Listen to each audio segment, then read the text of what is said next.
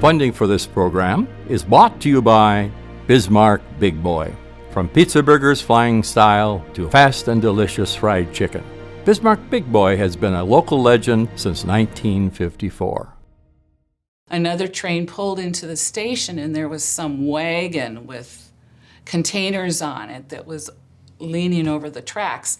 And the train pushed that wagon and it pushed it into my grandfather and crushed him against the depot wall. So he was killed.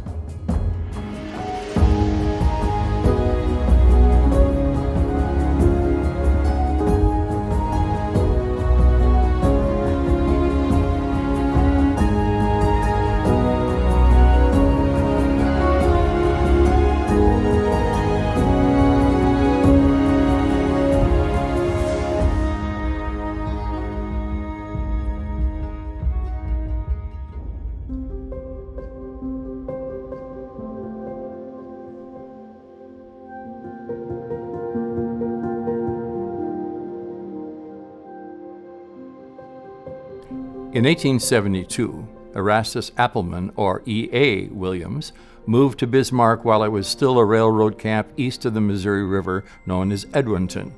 He became Bismarck's first lawyer and served in both the territorial and state legislatures. He also served as the United States Surveyor General and was affectionately known as the General. While practicing dentistry in Washburn, North Dakota, Dr. Roy Towne became engaged to Alice Williams, daughter of E.A. Williams. Dr. Towne moved to Bismarck in 1910 and opened a dental office and was very active in many civic affairs. When I was about 2.5 years old, my parents moved back. My parents moved to Bismarck. We lived with my grandma in this house for a year or two, and so I'm pretty familiar with this house. And I can tell you that it was bought by my great-grandfather, Erastus Appleman Williams, in 1900. Now, Erastus is of English descent. He was born in 1850 in Mystic, Connecticut, and they were in the lumber business, and then they moved west to Wisconsin. And Erastus had most of his primary education in Wisconsin, and then they moved to Illinois, and he decided to go into law.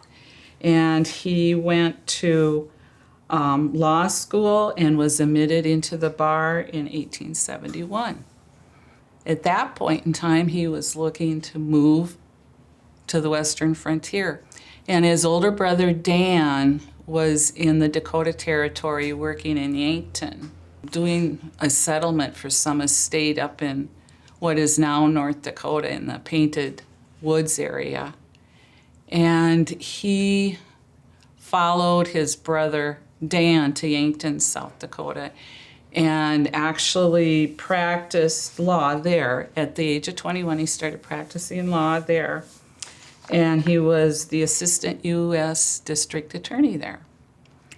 And in the meantime, Dan kind of fell in love with the area in North Dakota and moved up into the Painted Woods area. My sister had mentioned Dan had come up earlier, and settling this estate up in Painted Woods. And he there built a cabin, and him and I think it was Taylor. They did some trapping. Taylor was a gentleman across the river, and had written Taylor books talking about their escapades, trying to trap beaver and encounters with Indians, and chose not to shoot at them and saved their lives by not doing that. And he spent his time as a woodchuck up there, and did that, and then EA followed. And that was always a special place for the family to go to. We've always kind of wanted to reacquire Painted Woods. My aunt did, we did, but it just never was something that was able to be done. It was kind of a shame it got tore down, because actually, in my mind, it was an historic landmark. About a year or so later, my great-grandfather Erastus, who we've always heard referred to as EA, came up with the stagecoach. And their headquarters were here in what was a little settlement at that time, and they called it Edwinton. So EA came up with them, and he decided to settle here in Edwinton, and he decided to become an attorney here. So he put his little sign up and had his office and a log building, I believe, in the main part of the downtown area, and became quite acquainted with all the locals and got quite involved with the community. Because he was so well liked in the area here, he ran for the Dakota Territorial Legislature and won. And he had 5 terms in that legislature, and a couple of those terms, he was the Speaker of the House in 1882, and during that time, some of the legislation that the territorial legislature passed included the establishment of the university at Grand Forks, also the penitentiary in Bismarck, and the removal of the capital for the territory from Yankton to Bismarck. And I should say Bismarck because while he was here in Bismarck, he and some of the other locals changed the name from Edmonton and incorporated this settlement into the city of Bismarck and also the county of Burleigh. He was on the Territorial Commission, and they voted to remove the capital from Yankton to Bismarck because of the railroad up here and the river and other political aspirations, I believe. He, being an attorney, realized that even though they voted for this, they had to have signed the papers in Yankton.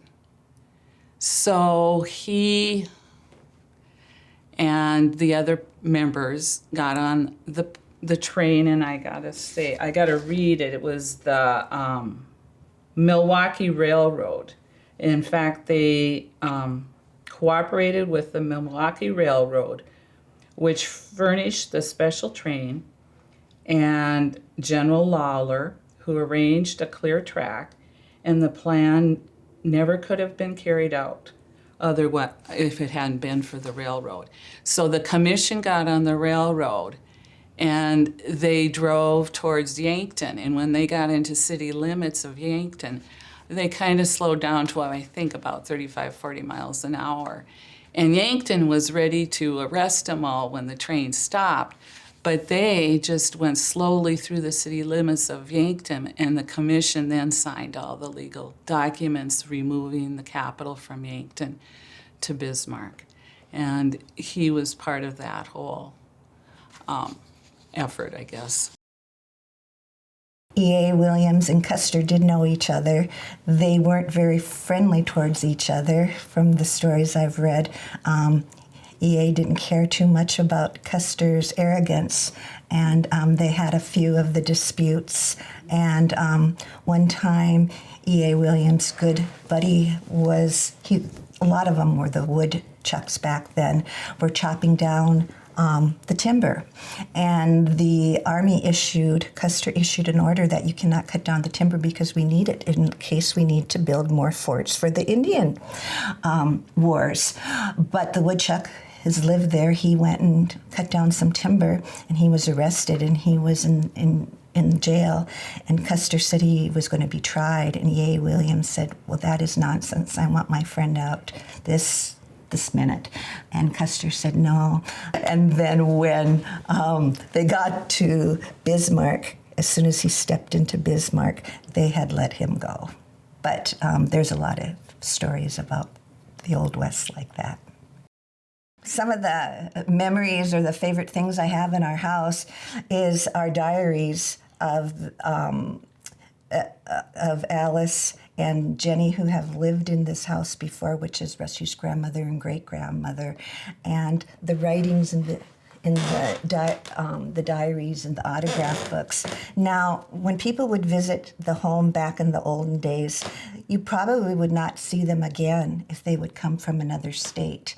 So what they would do is they would leave comments and comments and comments about their visits here, and they would thank everybody for coming here and visiting, and then they would leave it. And so the family would always have a little bit of history and memories of the person.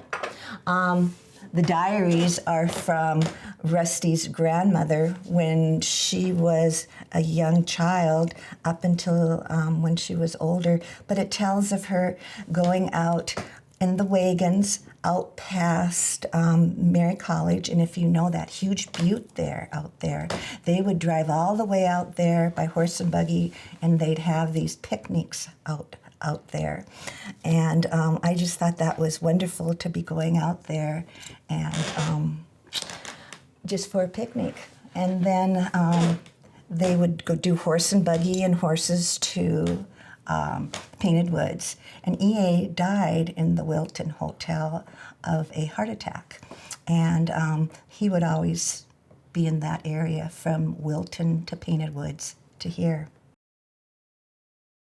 My grandma Towne, who was Alice Towne, married Roy Salem Towne. And actually, he was Dr. Roy Salem Towne. And again, the Towne family came from the great Yarmouth area of England, and they came over to the United States, to Salem, Massachusetts, in 1637, around 1635, 1637. The Townes lived and purchased some land in the Salem area and were farmers there.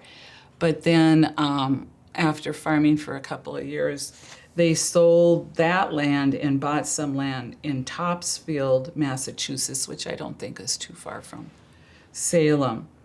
And the family head at that time was William Towne. He's the one that emigrated from England. And some of his family members were pretty notable. If you want, they were three family members: Rebecca Towne, nurse, Mary Towne, Esty, and Sarah Towne, Cloyes. And these three sisters were accused of being witches in the Salem witchcraft delusion, as I've been told. And they weren't witches. But Mary and Rebecca were charged with being witches and were found guilty and hung. Sarah was charged and arrested but never found guilty, and she survived and just served in jail because I believe the governor at that point in time intervened and stopped the whole craze that went on at that point. And from my understanding from family history, it had a lot to do with property. Those that accused the people of being witches lived on one side of this line, and those that were accused and killed lived on the other side. Help tell the stories of Bismarck's past and become a financial sponsor of this program. Contact info at bismarckhistory.org to learn more. From that family line, one of them was Roy Salem Towne, my grandpa. And Grandpa was actually born in Denison, Iowa, which is pretty close to where they farmed. And I believe he went to country school in that farming area until he graduated.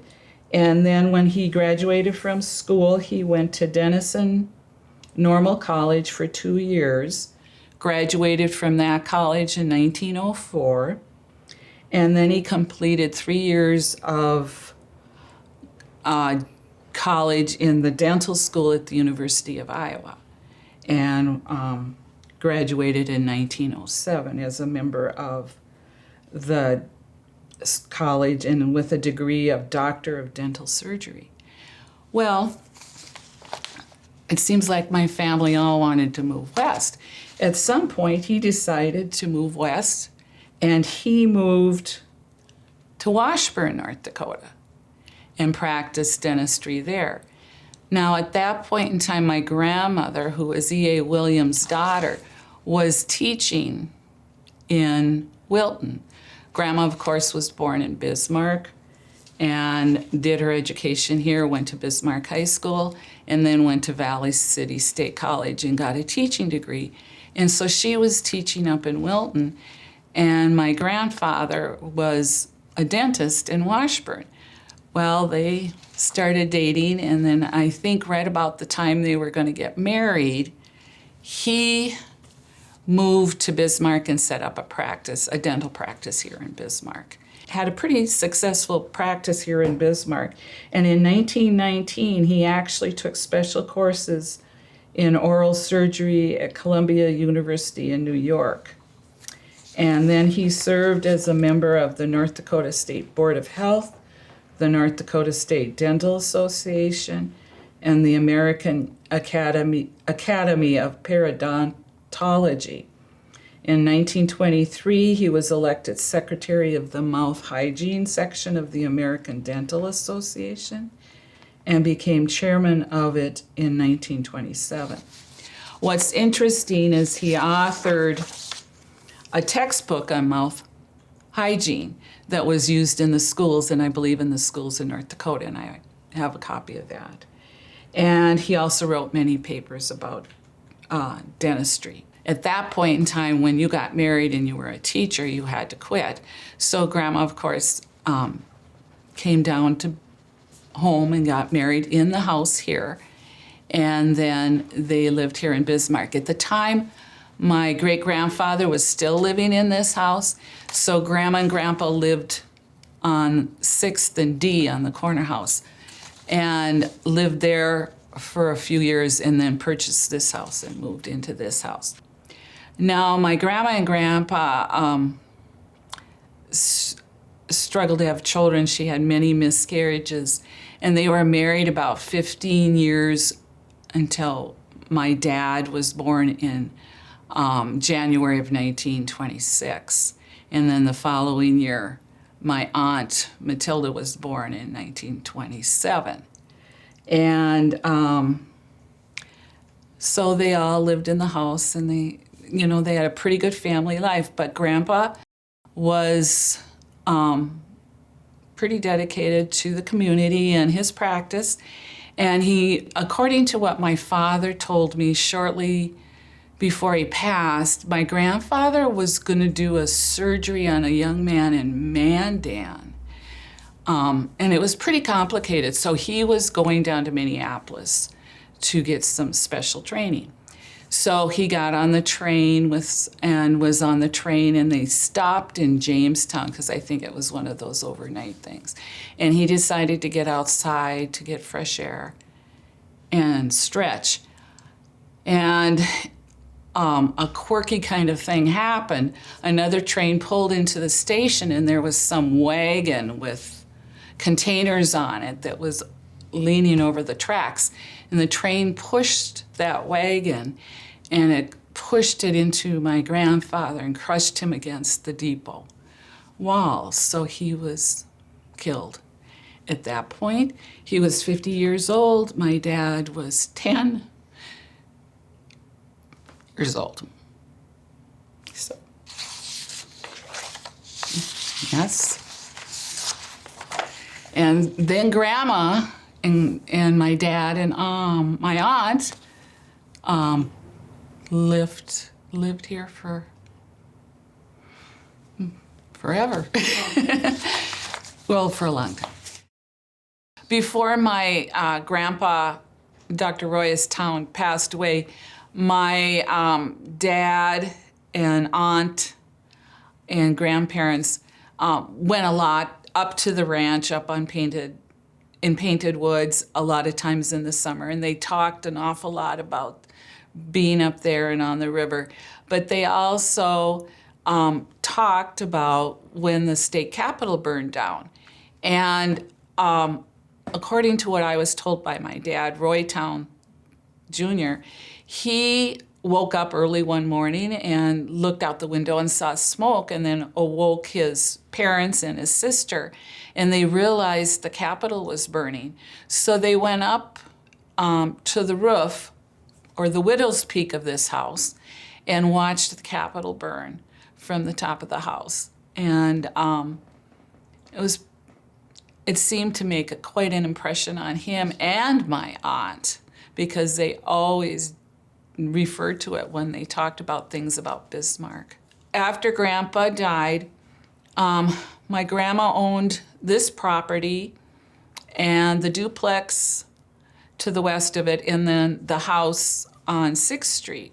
So in order to survive, they rented out those properties, and she also rented out rooms in this house, especially to legislators during the session, so that she could earn extra income.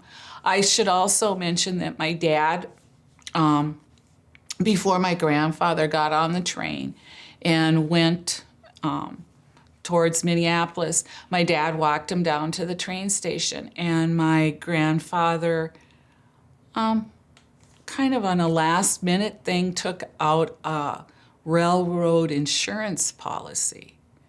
And then a few hours later, the accident happened in Jamestown, and my grandmother said that insurance policy paid off. And I remember her telling us that she lived off some of that insurance policy that he had took out right before he got on the train.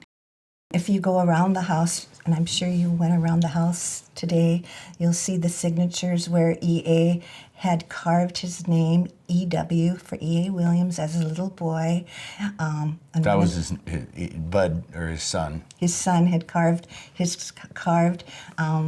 in wood. On the table in the dining room. Yes.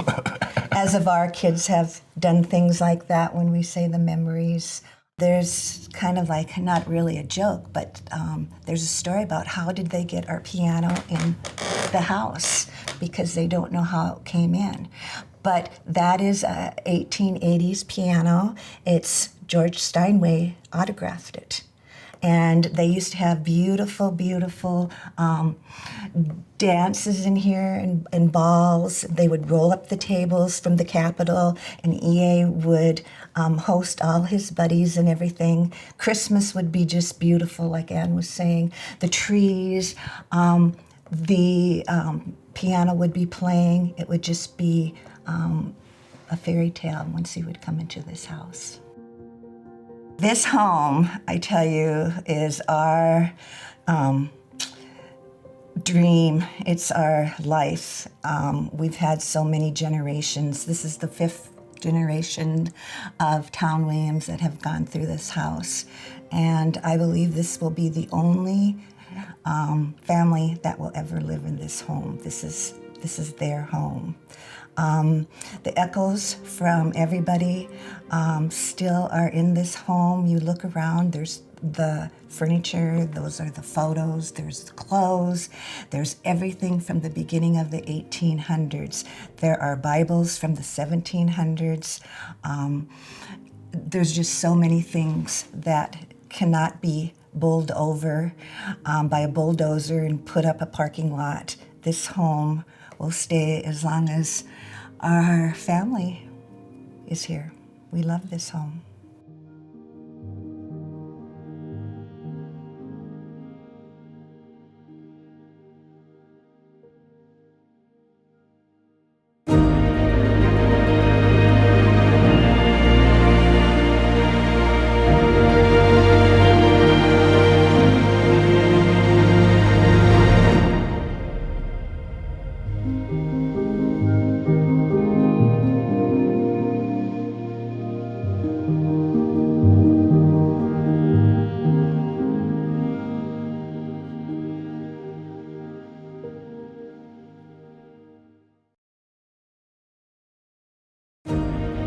Help tell the stories of Bismarck's past and become a financial sponsor of this program.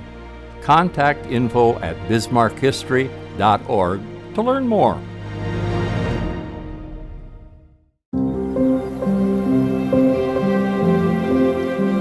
I asked Pa, I said, "What do you think Riverwood, Pa? Do you think that'd be a good name?"